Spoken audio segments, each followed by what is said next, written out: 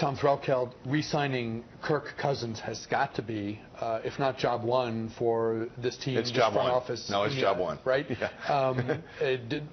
What sort of leverage and what sort of bargaining position does this guy have when you think about the chaos, the quarterback chaos we've had in this town over quite a long time now, and the stability and growth that we're experiencing and enjoying at this moment?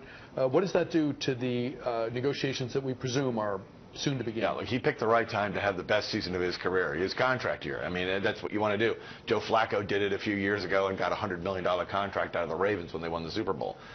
So that's the right, he had great timing for him. He's going to make a lot of money next year. If he doesn't get it from Washington, someone else will give it to him. There's no way Washington can let him go. They won't. That's the thing. If they can't work out a long-term contract by March, they will franchise him, and they'll pay him whatever, $20 million or thereabouts.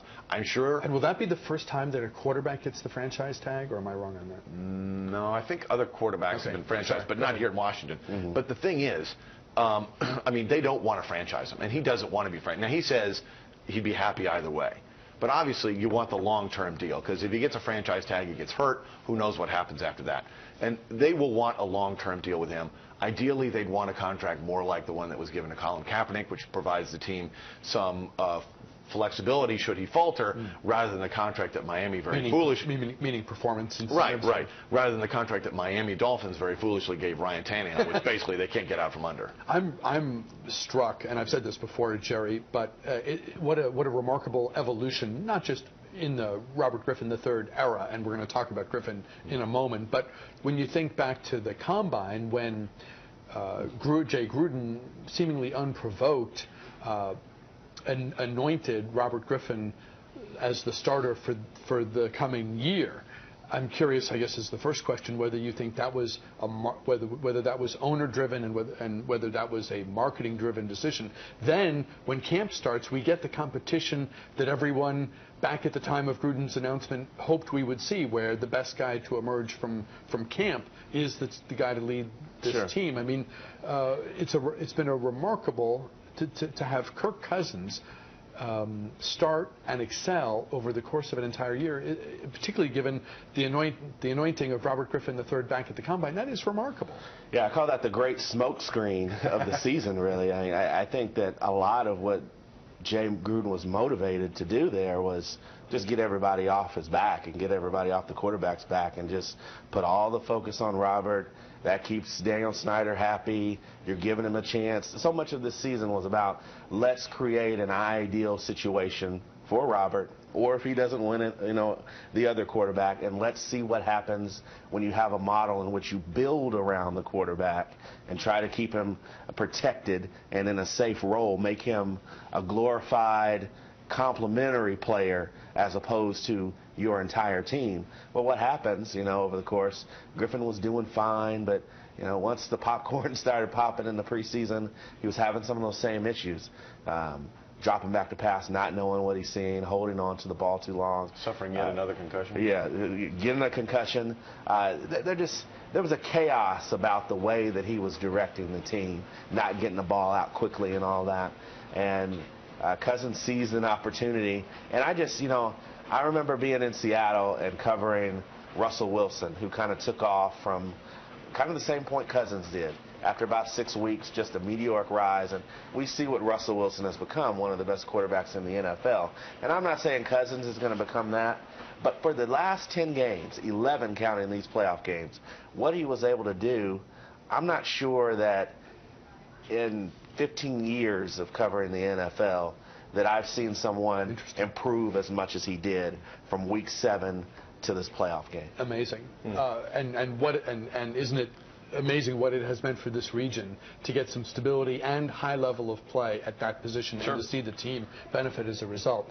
Has Robert Griffin III played his last game in a burgundy and gold uniform? Yeah, and he didn't play. Active only once this year, and that was really because they had so many real injuries that they had to activate him. Yeah, he's done here. He'll go somewhere else. We don't know exactly where, but when you look at some of the guys who are playing quarterback in the league, it's hard to imagine he won't get another shot, and he deserves another shot. I mean, but that's one of the reasons why why a guy like Kirk Cousins is going to get paid. When you saw what happened with the Houston Texans, for example, getting destroyed. And I believe Brian Hoyer had like one of the worst performances in playoff history by a quarterback. So the Texans will be looking for a quarterback. Will they want this hometown kid, this guy from Texas, bring him back? He's not going to go anywhere where anyone's going to say, here are the keys to the car. Go drive it. That's not going to happen. Two coaches have given up on him. Other coaches around the league will have noticed that, and they've seen enough film and they've heard enough talk. But he will go somewhere where he will get another chance. He won't get the huge payday that Kirk Cousins is going to get, but he'll still be an NFL player next year with an opportunity to prove himself, and hopefully he'll be a guy who works as hard in the film room as he does in the weight room. I think it was Brock Osweiler who people were saying it was the opportunity to sort of intern or to protege under a Peyton Manning. In the old days, you didn't start as a rookie. You came in as a rookie and you learned. And when you had some seasoning and a chance to that's what Aaron Rodgers did in Green Bay under Brett Favre. So we're in a somewhat new environment now in terms of the heightened the need to win right away and the rushing of people onto the field before they're probably ready. Is the best opportunity for Griffin something where he's a number 2 under a Tony Romo or whatever the scenario is to fix what are some pretty still glaring flaws in his game? He's still young enough to do that. I mean, Griffin is 25, just so he's going to turn 26 very soon. So if he wanted to do that, if he wanted to say, I'm going to go to the best quarterback groom I can possibly find and spend a year under someone. And I think Kansas City and Andy Reid, who did a phenomenal job reviving Michael Vick's career, what he was able to do with Donovan McNabb, quarterbacks who are similar somewhat to RG3.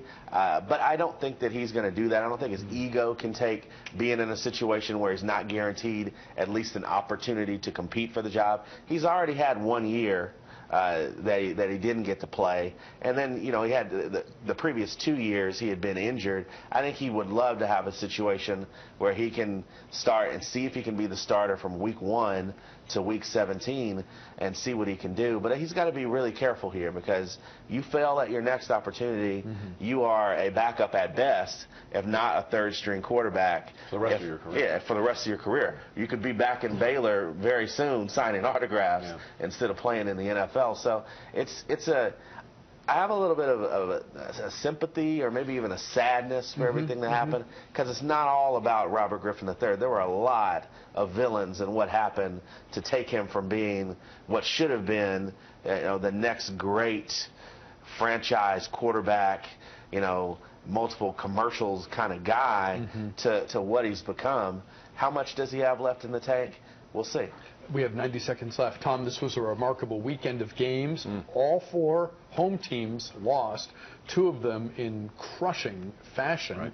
Right. And that Cincinnati game, now we have 1:20 left, that Cincinnati game was ugly. I mean, that was something where it was hard to come away from that one feeling good about the sport. Yeah, the key in that first week, I think, was that first-time starting quarterbacks in the playoffs lost. All 4 lost, and the guys who've been in the playoffs before, they won. I think that was really the key, even more important than home field advantage.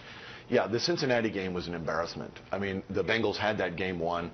Then they literally fumbled the game away, and then the defense just loses control. 2 guys known for being out of control, Vontaze Burfict and Adam Pac-Man Jones, just flipped out, gave the Steelers 30 yards in penalties. It was a black eye for the league, and more importantly, for the Bengals, a terrible black eye for their franchise. I don't know what they're going to do, but they're a team that sort of specializes in embarrassing themselves creatively in January. They make the playoffs, and then they flame out spectacularly. Yeah, it was an amazing. It was, and of course, a chip shot. What used to be an extra point. You feel bad for Minnesota too. Seattle with that heartbreak in the Super Bowl, coming back, winning the most improbable way you could possibly do it with that missed field goal in the cold in Minnesota. Jerry Brewer, Tom Threlkeld, great conversation. Thank you both very much. We thank you for your time. We are back with a program note after this.